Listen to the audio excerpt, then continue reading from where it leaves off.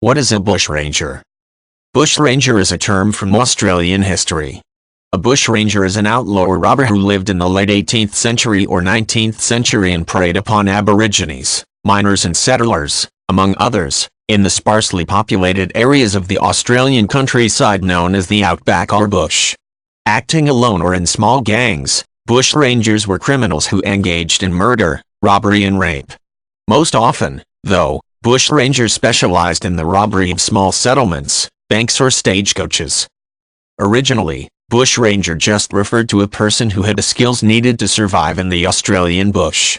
Over time, the word came instead to refer only to the British convicts who escaped from one of the early Australian penal colonies and used the relatively uninhabited areas of the outback to hide from authorities. In order to survive, the escapees stole from travelers and farmers in remote communities because their survival skills were limited, and they often died of exposure, starvation or sickness. John Caesar, who was shot and killed by a settler in 1796, is thought to have been the first of these convict bushrangers. Until sometime in the 1850s, bushrangers were almost entirely escaped British convicts. During the 1850s and 1860s, there was a gold rush in Australia that gave bushrangers easy access to large sums of wealth that could be quickly converted to cash. Gold settlements usually were extremely isolated, and the police force had been greatly diminished because many of its members left to prospect for gold, so there was an upsurge in the number of bushrangers.